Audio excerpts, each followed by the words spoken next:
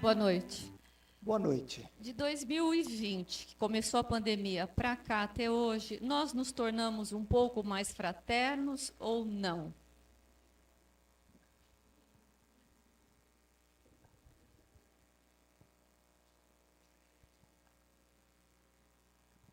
Boa noite a todos, que Jesus nos ilumine abundantemente. Eu estou pensando para não dar uma resposta curta. É que a gente se torna tão prático, e aí falta a pedagogia, né? Nós precisamos ter a pedagogia do Cristo em nossos corações, na mansetude, na pacificação, na misericórdia, no amor que nos move, que nos movimenta as nossas ações, a nossa transformação, que é lenta, é gradativo, é com passos de formiga mesmo, e muitas vezes sem nenhuma boa vontade, mas isso faz parte do nosso processo de evolução.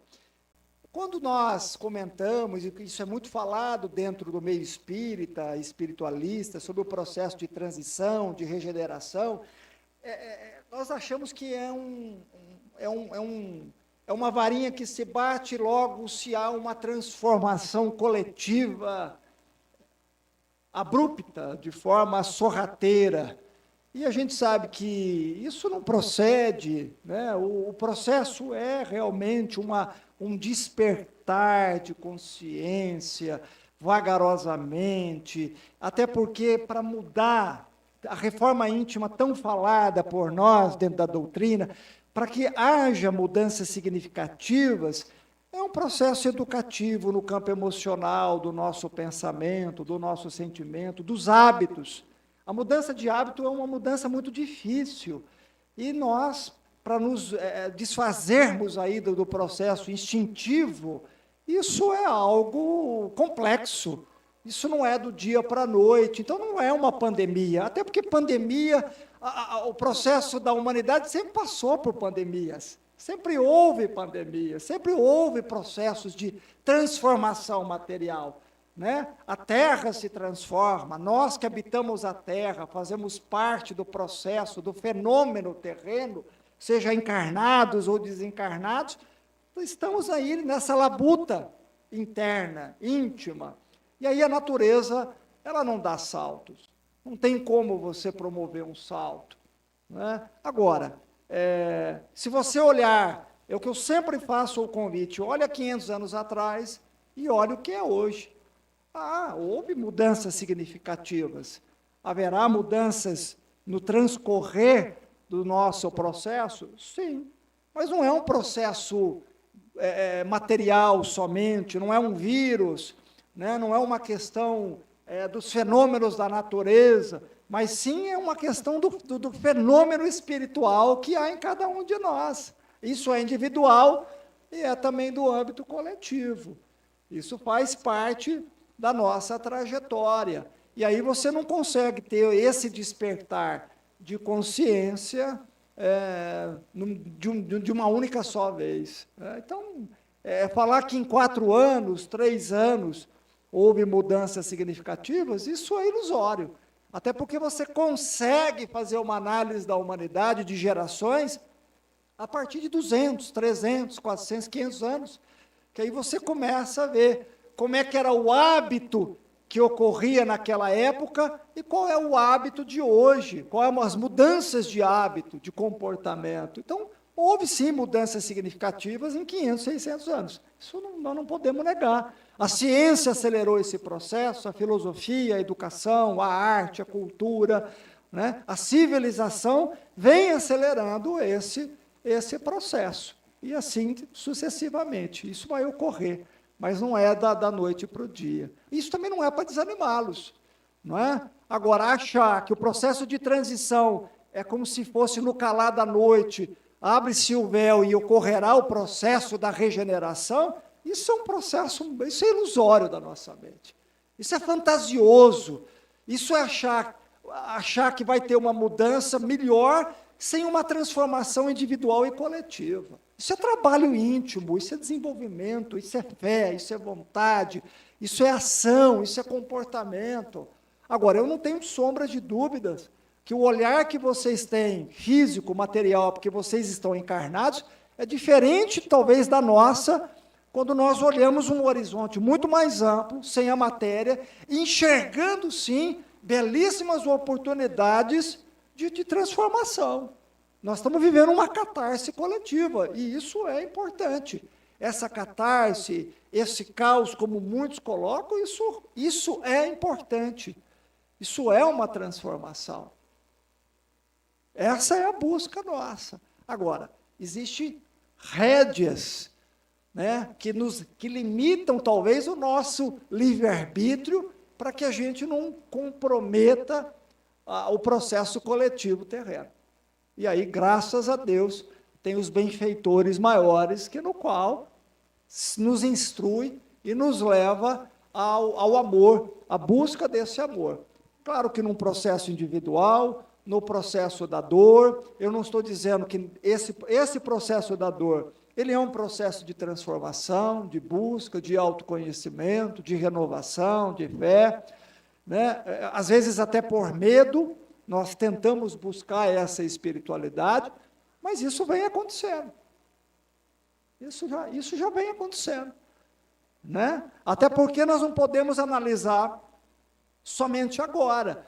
Nós temos outros aspectos coletivos, histórico da humanidade, em que grandes mestres encarnaram aqui, nos trazendo grandes lições, fazendo com que fôssemos levados a esse conhecimento. Nós somos levados a esse conhecimento.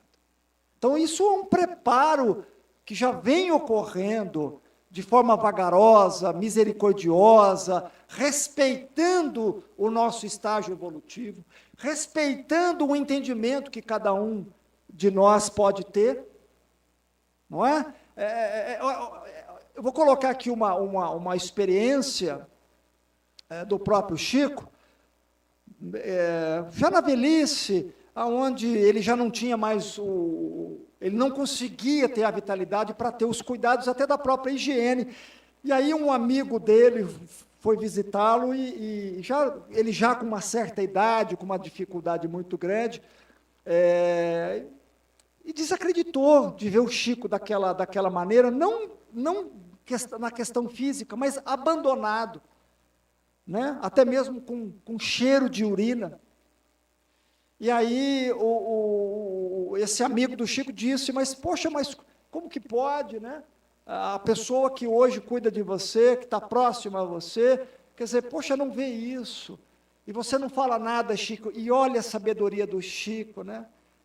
O Chico diz assim, como é que eu posso cobrar de alguém daquilo que ele não pode dar? Eu tenho que amá-lo do que ele é e daquilo que ele pode dar. Então, isso é o amor. É essa sabedoria da gente, quando nós chegamos a um certo entendimento de autoconsciência, eu estou falando de autoconsciência, a gente começa a entender que cada um dá o que tem no próprio coração, e você não cobra isso, e você não cobra isso, e você também não se ofende, e nem se sente menor, porque o fulano está dando aquilo, é o que ele pode dar, está dentro do processo evolutivo dele, de conhecimento dele, de vivência dele, de sentimento dele. Então o amor, ele paira nisso. O amor paira nisso. Então não é um amor supérfluo, né? É o amor que vai além dos horizontes de entendimento do que o outro pode realmente oferecer. É isso que o Cristo queria nos dizer, é isso que o Cristo queria nos passar. Mas para a gente poder ter esse entendimento da evolução do outro, do entendimento do outro, é necessário que a gente tenha o conhecimento da nossa própria existência, da nossa própria evolução. Se nós não tivermos isso, essa busca, esse conhecimento do que eu posso dar, do que eu tenho para oferecer, se você tem para oferecer e você pode dar, é você que tem que dar. É você que tem que oferecer e ter o entendimento do que você receber, é o que o outro pode dar. É o que o outro pode dar, mas isso só nos dá esse estado de consciência quando você passa a se amar, quando você passa a se conhecer. Porque senão é uma cobrança diária, é uma luta diária. E essa luta diária de achar que foi reprimido, rejeitado, não foi privilegiado, isso é muito ruim para nós. Porque nos falta realmente esse autoconhecimento. Eu tenho que dar o que me compete a ser dado. E não é cobrar, é o que eu tenho que oferecer, é o que eu posso oferecer. É isso que a doutrina é o grande alicerce para cada um de nós dentro do nosso nível de consciência. É isso que a doutrina nos desperta. Essa independência, essa liberdade, essa autoconsciência, esse caminhar com Cristo, dizer, se o outro não pode dar, isso é dele. Se eu posso dar, é o que eu tenho que oferecer, é o que eu preciso oferecer. Então, o grande embate da humanidade é isso, é achar que dá e vai receber em troca, como moeda de troca. E você vai se decepcionar. E você vai desistir de si próprio. Você vai desistir da sua evolução, você vai desistir do seu caminhar, você vai desistir da construção das suas verdadeiras emoções, do estado de felicidade, de paz, de firmeza de fé, de resignação, de amor a si, amor ao próximo, amor a Deus sobre todas as coisas. É isso. Essa é a religião que Jesus vem despertar em cada um de nós. Ame, se ame, faça o que você pode fazer, e está tudo bem. Se o outro não fez, está tudo bem, é o que ele podia oferecer, é o que ele podia dar. Isso é a ótica espiritual que nós deveríamos ter. Porque a gente espera que a humanidade melhore, mas sequer tenhamos a boa vontade de fazer a nossa parte, de fazermos a nossa própria mudança. Nós esperamos que isso é uma constituição do céu e que virá. E não virá, não acontecerá. Porque se não haverá um trabalho íntimo e pessoal, isso não vai acontecer. Porque nós formamos o nosso ambiente psíquico e espiritual de forma individual e de forma coletiva. Para muitos o mundo pode estar muito ruim, para outros está excelente. É uma questão de visão. Ah, mas a política, a religião, a pandemia, isso desde que o mundo é mundo sempre ocorreu. Sempre ocorreu. Não há justificativa.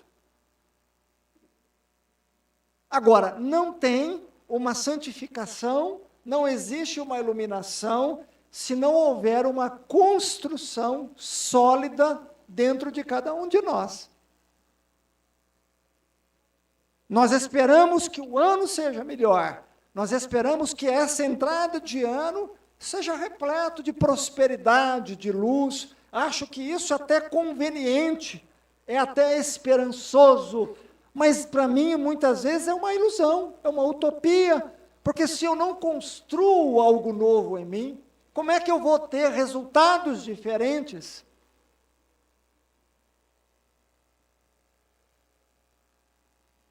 Então, compete a nós, cada um de nós, por esforço próprio individual, fazer a sua mudança, começar a se amar, começar a se aceitar. Nós gastamos um tempo de energia enorme, analisando, julgando a vida alheia, apontando dedos, corrigindo rotas dos outros, sendo senhores da razão, mas esquecemos de nortear a nossa própria existência, de cuidarmos do nosso coração, das nossas emoções, de analisarmos os nossos defeitos, as nossas imperfeições, nos corrigirmos de uma forma educativa, amorosa,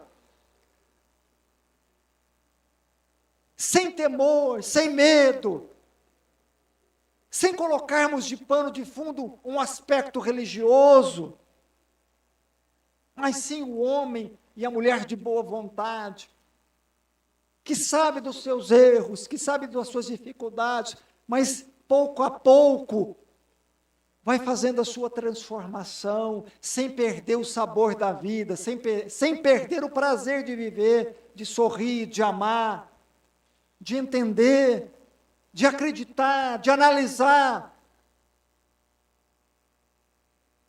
O aprendizado está em tudo. E não vai haver nunca perspectiva certeira para que você comece o que tem que ser feito já, agora, nesse exato momento. Eu sei que é duro, que nos machuca, que nos fere, porque a gente cria uma esperança utópica, porque essa esperança de facilidades, de que um dia o mundo vai mudar por si só, isso é utópico.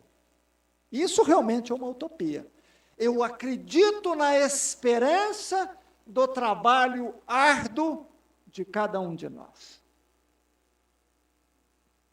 Porque no trabalho árduo, eu consigo ressignificar, eu consigo me conectar, eu consigo entender, eu consigo vislumbrar os horizontes mais à frente, que é o processo da evolução. Para onde isso está indo? Para onde a minha vida está indo? Para onde esse barco está indo?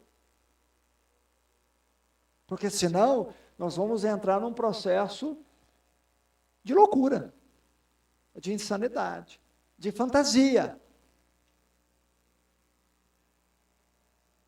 O que falta é homens de boa vontade que realmente queiram se conhecer. Queiram navegar nas suas próprias emoções. O que falta é isso.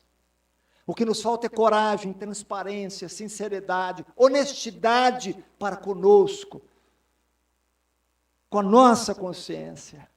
Isso nos falta muito. E quando nos falta muito, falta o Cristo, porque o Cristo só participa das nossas vidas, ou melhor, ele só adentra as nossas vidas, ao nosso coração, quando realmente somos sinceros para conosco. Somos verdadeiros.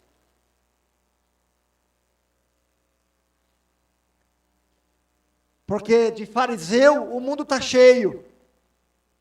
São os mesmos espíritos de ontem, voltando à religião e continuando tendo o mesmo velho papel do que cometeram lá atrás.